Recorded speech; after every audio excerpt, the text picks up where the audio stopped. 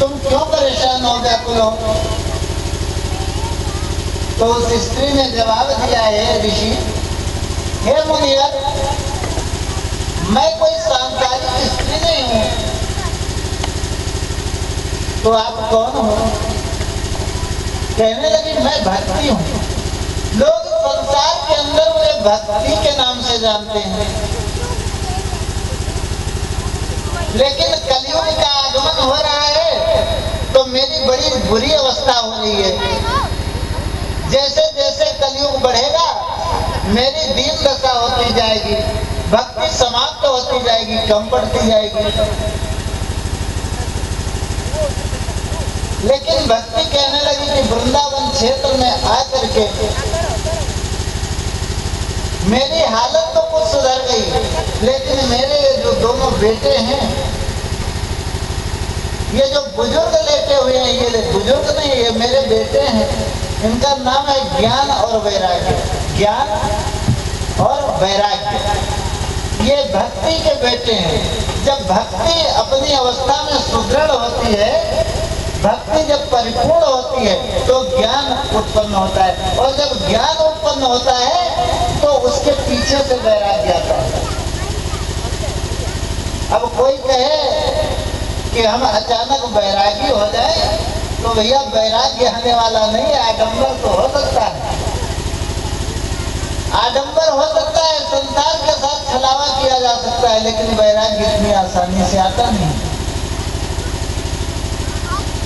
बहुत बड़ी कृपा गुरु की हो जाए तो भक्ति हृदय में उत्पन्न होती है, और जिसके हृदय में भक्ति उत्पन्न हो जाए और फिर वो भक्ति परिपूर्ण हो जाए। अब बोलेंगे भक्ति परिपूर्ण कैसे होगी? बहुत से विद्वान, बहुत से भक्त ये समझते हैं कि हमने गुरु मंत्र ले लिया, ऐसा कहते भी हैं, हमने सत्संग भी सुने हैं। तो इस बात को बहुत मजबूती से गांठ बांध लेना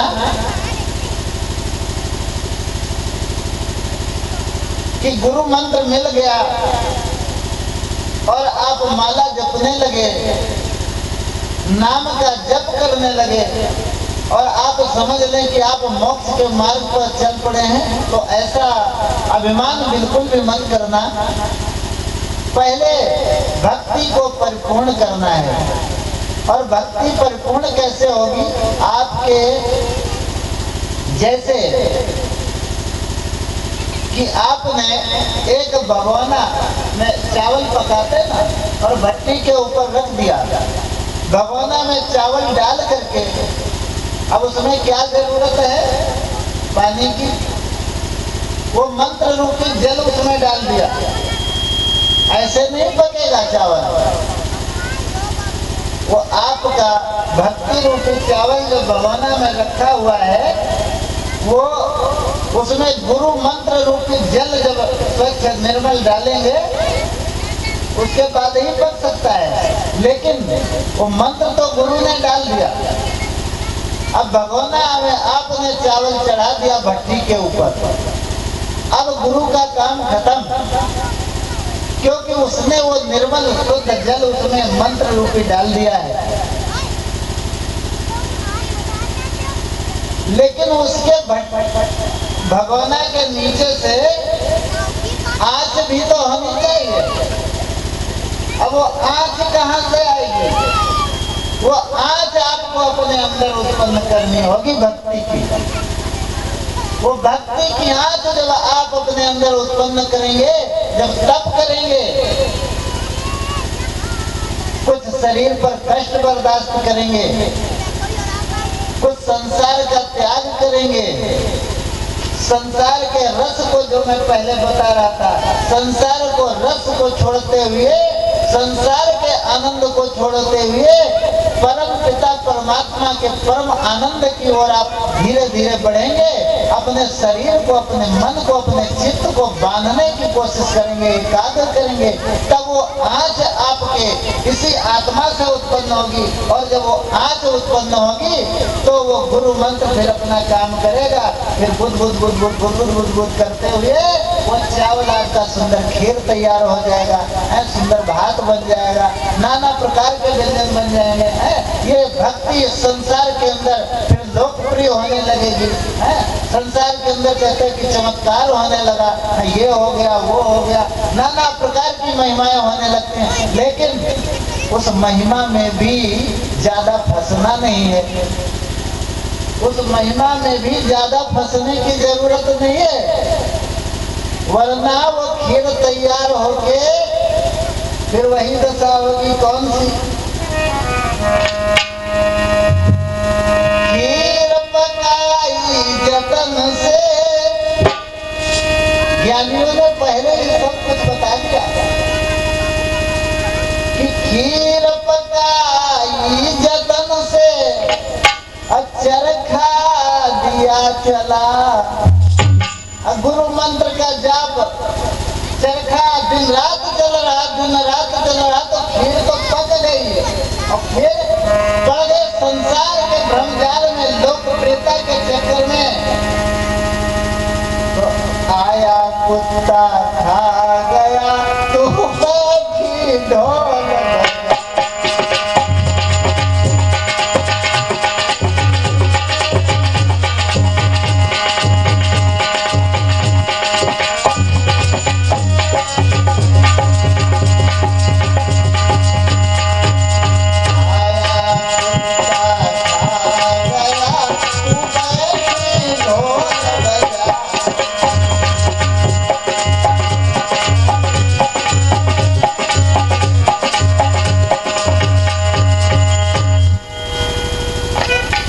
पकाई जतन से चरखा दिया चला और आया कुत्ता खा गया तू बैठी ढोल बजा।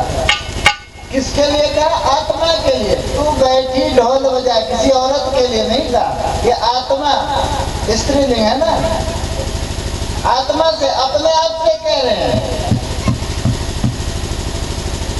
कि अगर सब कुछ किया, गुरु मंत्र ले लिया, तप भी किया, जप भी किया, लेकिन चूक हो गई संसार के लोभ लाभ में, संसार की लोकप्रियता के चक्कर में अगर फंस गए महाराज जी महाराज जी महाराज जी, तो ये संसार के लोग जैसे अगर खीर बना के रख दी और चूक गए, कुत्ता तुरंत लेके हड़प हो जाता है। देख रहे संसार के अंदर संतों की क्या गति हो रही है।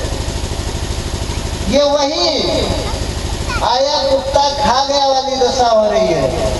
संसार के भ्रम जाल में फंस कर के लोकप्रियता के महाराज जी खाली माला पहनने में महाराज जी चले गए।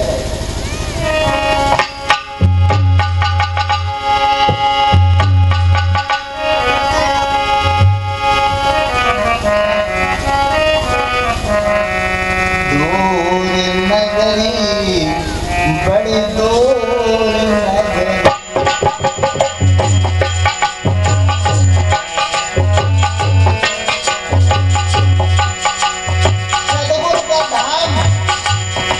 परमात्मा का धाम बहुत दूर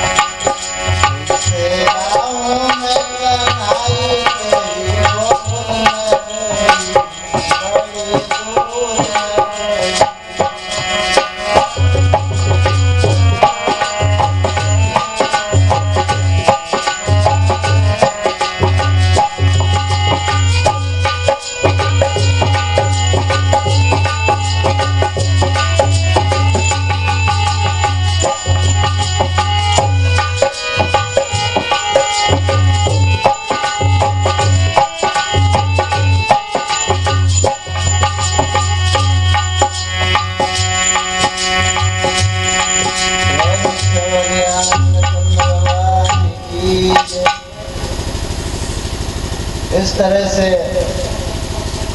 भक्ति ने नारद जी से बतलाया कि कलयुग के आगमन से ज्ञान और वैराग्य की दुर्गति हो चुकी है। ये मेरे दोनों बेटा बुरी अवस्था को, वृद्धावस्था को प्राप्त हो चुके हैं। ये मेरे लिए बड़ी शर्म और संकोच की, लज्जा की बात है। नारद जी ने कहा कोई बात नहीं। नाना प्रकार से मंत्रों का प्रयोग किया, अपने तत्बल का सहारा लिया, लेकिन कोई प्रभाव नहीं पड़ा, क्योंकि मैंने पहले ही बतलाया कि ज्ञान और वैराग्य इतनी आसानी से और डायरेक्ट नहीं उत्पन्न किए जा सकते। बिना परमात्मा की कृपा के।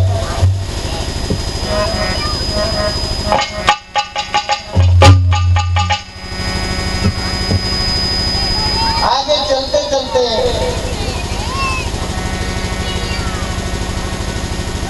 नारद जी आगे बढ़े हैं और हरिद्वार से आगे जाकर के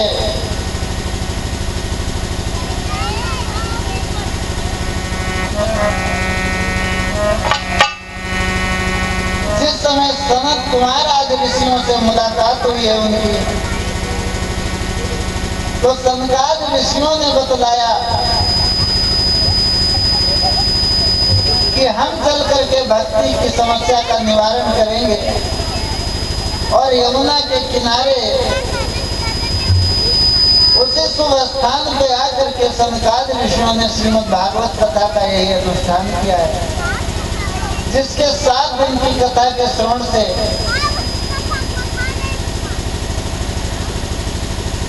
जब भक्ति के दोनों बेटा ज्ञान और वैराग्य भी जवान हुए हैं,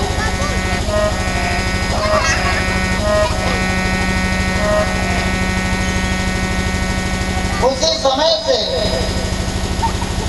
आज भी वही दशा है। वृंदावन के अंदर आप पहुंच जाएं तो भक्ति, ज्ञान और वैराग्य सब नौजवान प्रतीत होते हैं। वहां कोई अभाव नहीं नजर आता। परमात्मा की साक्षात कृपा उस वृंदावन धाम पर आज भी बरसती है।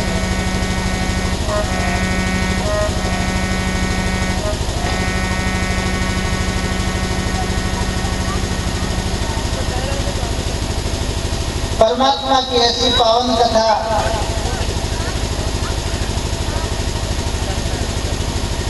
इसके महात्मा को जितना ही ज्यादा विस्तार देंगे उतना ही विस्तार होता जाएगा। ज्यादा विस्तार में न जाकर के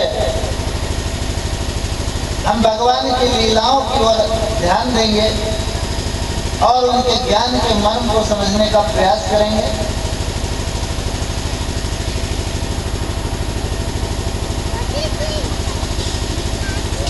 आज बहुत कम भक्त पंडाल में उपस्थित हैं।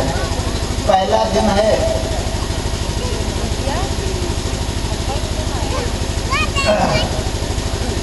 काफी लोग सुबह से परेशान रहे, इस वजह से शायद नहीं पहुंचे हैं।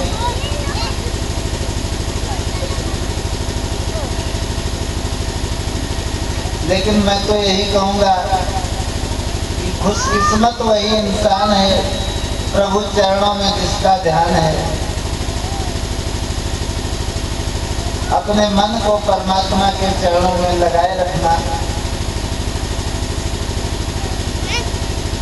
और जब अपना मन सही नहीं होता है तो हम दूसरे के दोषों को, दूसरे के अपराधों को ज्यादा गिनते हैं, अपनी ओर ध्यान नहीं दे पाते।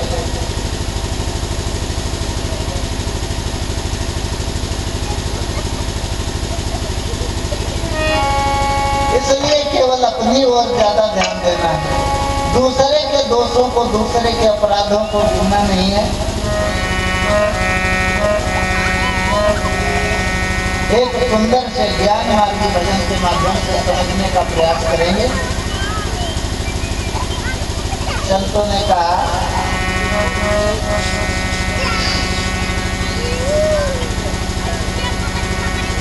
हे गोरी मुख खोल घूंघट पटकारी,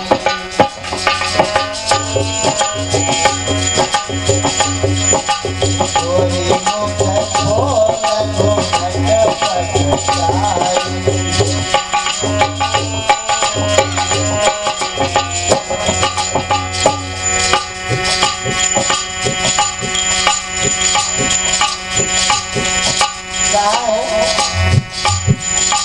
गोरी मुख खोल घूंघट पटकारी, मतलब चेहरे से घूंघट को हटा करके अपना मुख खोल दो। इसका मतलब क्या है, अभी समझ में आगे आएगा।